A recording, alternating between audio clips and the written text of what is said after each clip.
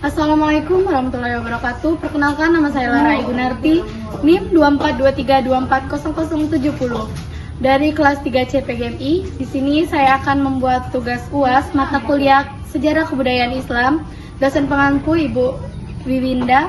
Selamat menyaksikan. Baik, di sini saya akan menjelaskan dari bab pertama, yaitu bab 7 tentang Islam masuk ke Asia Tenggara sekitar abad ke-7 hingga ke-13 Masehi melalui jalur perdagangan internasional yang menghubungkan Arab, Persia, India, Cina. Proses penyebaran berlangsung secara damai tanpa penaklukan dan berkembang melalui interaksi sosial serta ekonomi. Adapun perannya yang pertama yaitu peran pada pedagang. Peran pedagang Muslim dari Arab, Persia, Gujarat, India sering singgah di pelabuhan penting seperti Aceh, Malaka, Jawa, dan Sulawesi. Mereka tidak hanya membawa barang dagangan, tetapi juga nilai-nilai Islam yang melalui hubungan dengan penduduk lokal. Yang kedua yaitu peran ulama dan dakwah. Ulama sufi berperan besar karena dakwah mereka bersifat lembut, mudah diterima masyarakat, selaras dengan budaya lokal, dan mereka membangun pesantren, surau, dan madrasah serta menikah dengan penduduk lokal, mempercepat penyebaran Islam. Yang ketiga yaitu sultan-sultan kerajaan Islam. Beberapa kerajaan pertama kali menerima Islam dan menjadi pusat penyebaran. Samudra Pasai, Aceh, kerajaan Islam pertama di Nusantara. Malaka, pusat perdagangan dan dakwah Semenanjung.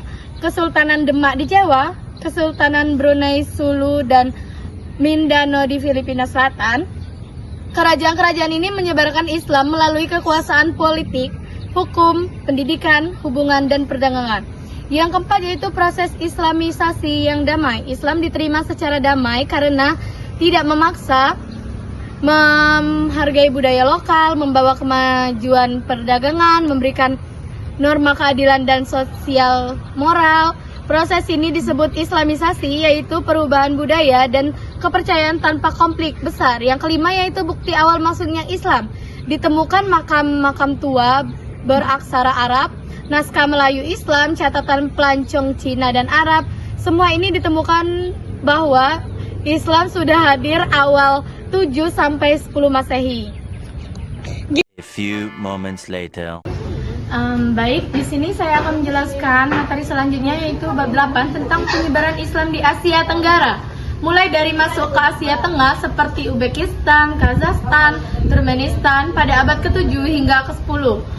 Proses penyebaran terjadi melalui penaklukan perdagangan dakwah ulama, sufi, dan perkembangan kota-kota besar sebagai pusat ilmu Islam. Yang pertama yaitu awal masuknya Islam oleh dinasti Umayyah dan Abbasiyah. Islam pertama kali menyebar ke Asia Tengah melalui ekspansi dinasti Umayyah abad ke-7 sampai ke-8, dilanjut dinasti Abbasiyah abad ke-8 sampai 10. Terus wilayah seperti Transonia, termasuk kota-kota Bukhara, Samarkand, dan Warkas menjadi pusat awal Islamisasi. Para pemimpin Muslim tidak hanya membawa pasukan tetapi juga sistem pemerintahan baru, hukum Islam, dan pedagang Muslim.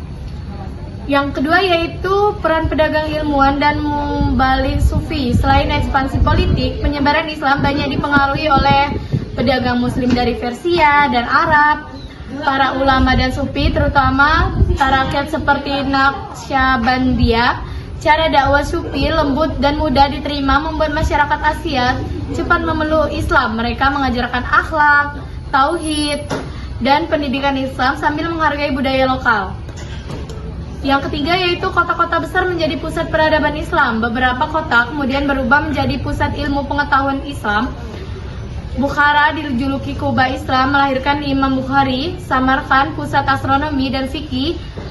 Khawaraz melahirkan ilmuwan besar seperti Al-Khawarizmi. Wilayah ini menjadi tempat berkembangnya ilmu hadis, fikih, matematika, astronomi, tasawuf, dan Yang keempat yaitu Islamisasi yang berkelanjutan. Pada masa kerajaan lokal seperti Samanid, Persia Islam, Timurid, Islam semakin kuat karena adanya pembangunan masjid, madrasah, pusat ilmu, penerjemah kitab-kitab Arab ke dalam bahasa Persia dan Turki, pembinaan ulama dan kadi atau hakim. Yang kelima yaitu bukti sejarah masuknya Islam. Bukti sejarah masuknya Islam berkembang di Asia Tengah terlihat dari masjid tua dan kompleks madrasah, nisan makam ulama dan pemimpin muslim, manuskrip dan karya ilmiah Islam. Catatan perjalanan seperti dari geografer Arab. Baik, di sini saya akan melanjutkan materi selanjutnya yaitu bab 9 tentang sejarah kebudayaan Islam di Indonesia. Kebudayaan Islam di Indonesia berkembang sejak abad ke-13 seiring masuknya Islam melalui perdagangan, dakwah ulama dan pengaruh kerajaan-kerajaan Islam. Islam tidak menghapus budaya lama tetapi berakulturasi dan melahirkan kebudayaan yang baru dan khas Indonesia. Yang pertama yaitu ada awal masuk budaya Islam. Kebudayaan Islam mulai tumbuh setelah Islam tersebar melalui perdagangan Arab, Persia, dan India. Ulama Sufi perkawinan dengan penduduk lokal, peran kerajaan Islam awal seperti Samudra Pasai dan Malaka. Nilai-nilai Islam kemudian memengaruhi seni, bahasa, hukum, pendidikan, upacara adat. Yang kedua yaitu peran kerajaan-kerajaan Islam. Kerajaan Islam menjadi pusat berkembangnya kebudayaan Islam seperti Samudra Pasai, Demak, Aceh, Mataram Islam, Ternate Tidore, Banjarmasin, Goa Talo di Sulawesi. Kerajaan membangun Masjid Agung, daya pesantren, pusat perdagangan sehingga kebudayaan Islam semakin kuat. Yang ketiga yaitu akulturasi budaya Islam dan tradisi lokal. Islam tidak datang dengan kekerasan sehingga sering menyatu dengan tradisi lokal. Contohnya akulturasi masjid berkuba tumpang bukan kuba timur tengah. Kaligrafi Arab menghiasi bangunan dan kain. Upacara adat seperti sekaten, maulid dan tabui. Seni musik rebana, kasidah, samra. Ini menunjukkan Islam masuk secara damai dan menghargai budaya Nusantara. Yang keempat yaitu perkembangan Islam. Perkembangan pendidikan Islam. Kebudayaan Islam berkembang melalui lembaga pendidikan, pesantren di Jawa, dayah di Aceh, surau di Sumatera Barat, madrasah di berbagai daerah. Lembaga-lembaga ini menjadi pusat belajar Al-Quran, fikih, bahasa Arab, serta seni budaya. Yang kelima yaitu warisan sastra dan bahasa. Islam melahirkan karya sastra dan literasi baru. Huruf Arab Melayu, Jawi digunakan luas, kitab-kitab tasawuf dan hikayat bernuansa Islam. Cerita dari wali dan ulama lokal, munculnya tokoh seperti Hamzah, Fansuri, Narudin, Ar-Raniri, dan Syekh Yusuf Makassar. Baik, di sini saya akan melanjutkan materi kelompok 10 yaitu tentang Islam di masa penjajahan. Yang pertama yaitu ada peran ulama dan pesantren pada masa penjajahan Portugis, Belanda, dan Jepang. Ulama menjadi pusat perlawanan, pesantren berfungsi sebagai tempat pendidikan, penguatan akidah, dan basis perjuangan rakyat. Yang kedua yaitu Islam sebagai sumber semangat perlawanan, ajaran jihad, dan semangat membela tanah air, mendorong banyak tokoh muslim memimpin perlawanannya seperti Sultan Hasanuddin, Imam Bonjol, Pangeran Diponegoro, dan para kiai dalam Perang Jawa serta resolusi jihad. Yang ketiga yaitu ada kebijakan penjajah menghambat Islam. Belanda menerapkan politik etis dan politik pecah belah untuk melemahkan umat Islam, membatasi dakwah, serta mengawasi madrasah dan organisasi Islam. Yang keempat yaitu munculnya organisasi Islam modern pada abad ke-20. Lahir organisasi penting seperti Serakat Islam, Muhammadiyah, NU, Persis. Organisasi ini memperkuat pendidikan sosial dan perlawanan yang keempat yaitu munculnya organisasi Islam modern pada awal abad ke-20. Lahir organisasi penting seperti Serakat Islam, Muhammadiyah, NU, dan Persis. Organisasi ini memperkuat pendidikan sosial dan perlawanan politik masyarakat muslim. Yang kelima yaitu Islam sebagai identitas dan penyatuan bangsa. Ajaran Islam menjadi kekuatan moral dan mempersatukan rakyat dalam menolak penjajahan dan melahirkan semangat persatuan menuju kemerdekaan.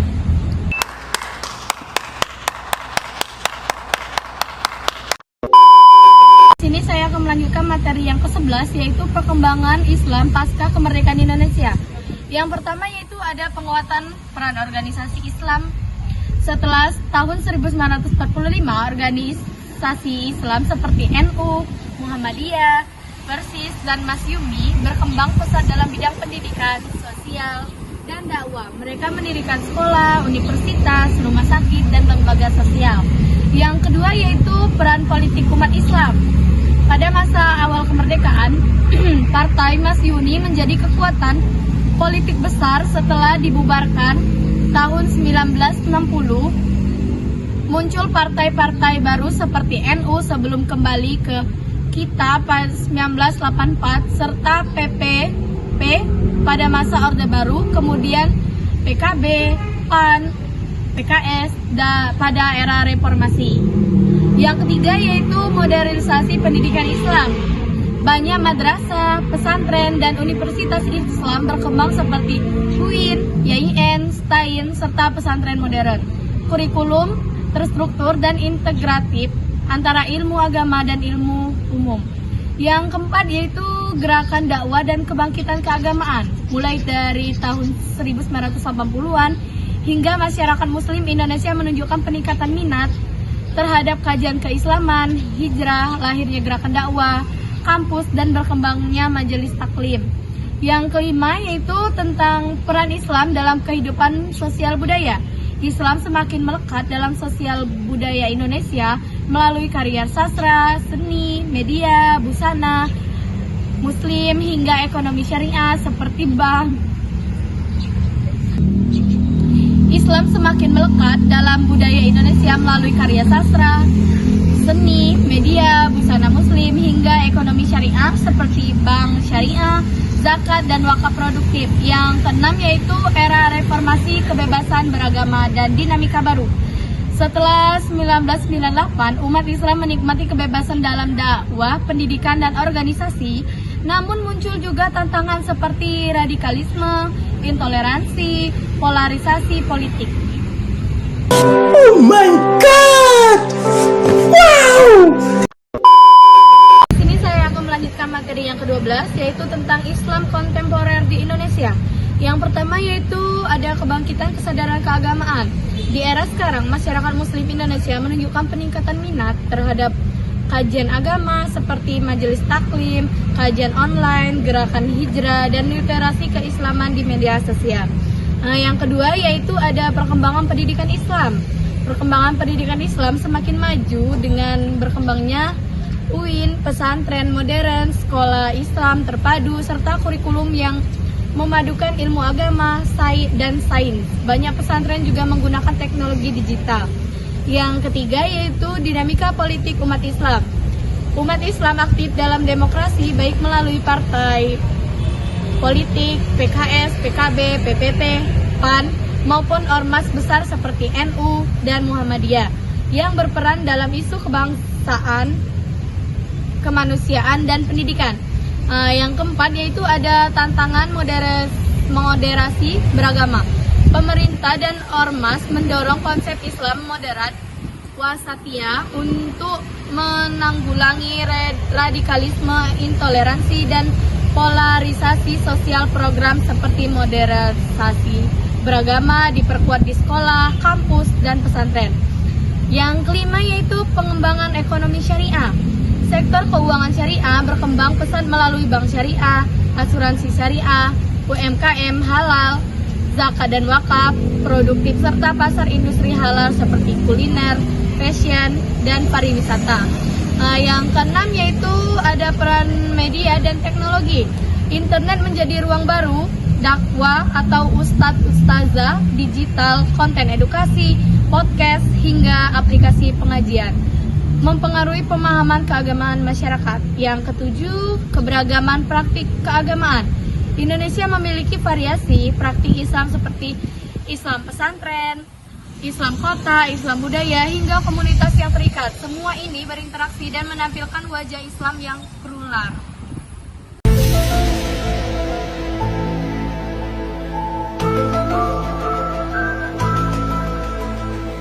A few moments later. Baik, di sini kita memasuki materi terakhir, yaitu materi ke-13 tentang kontribusi Islam terhadap peradaban dunia. Yang pertama yaitu ilmu pengetahuan dan sains.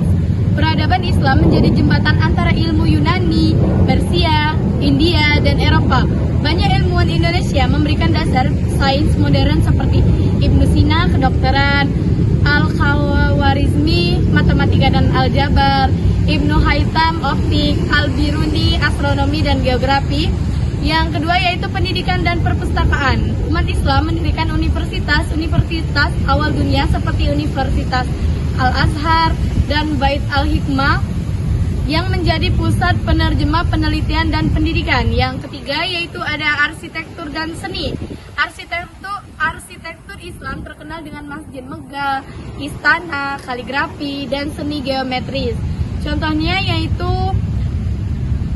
Masjid Cordoba, Taj Mahal, Alhambra yang menjadi warisan dunia. Yang keempat yaitu ada sistem ekonomi dan perdagangan. Konsep akad, zakat, hisbah, serta jaringan perdagangan muslim membawa perkembangan ekonomi di Afrika, Asia, hingga Eropa. Kota-kota seperti Baghdad, Kairo, dan Andalusia menjadi pusat perdagangan dunia. Adapun pusat perdagangan dunia yang kelima yaitu hukum dan pemerintahan. Syariat melahirkan sistem hukum, administrasi negara, diplomasi, dan etika kepemimpinan yang berpengaruh pada wilayah yang luas dari Timur Tengah hingga Spanyol. Yang keenam yaitu ada kedokteran dan farmasi. Rumah sakit Islam menjadi model rumah sakit modern. Metode diagnosis, pembedahan, dan farmasi dikembangkan oleh ilmuwan seperti Al-Zahrawi dan Al-Razi. Yang ketujuh yaitu filsafat dan pemikiran. Filsuf Muslim seperti Al-Farabi, Ibnu Rushd, dan Al-Ghazali memperkaya khazanah filsafat dunia dan bahkan mempengaruhi pemikiran Eropa pada Renaissance. Baik, itulah tadi penjelasan dari saya, materi dari kelompok 7 sampai ke 13. Saya akhiri, wassalamualaikum warahmatullahi wabarakatuh.